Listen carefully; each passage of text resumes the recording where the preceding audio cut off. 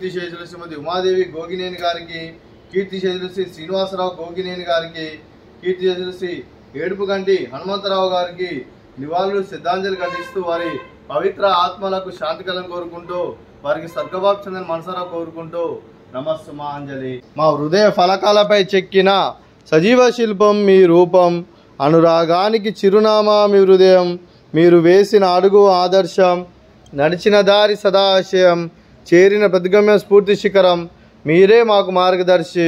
ప్రేమానురాగాలతో మా అందరికీ వెలుగునిచ్చి జీవన జ్యోతిగా ఆఖరి వరకు దారి చూపారు.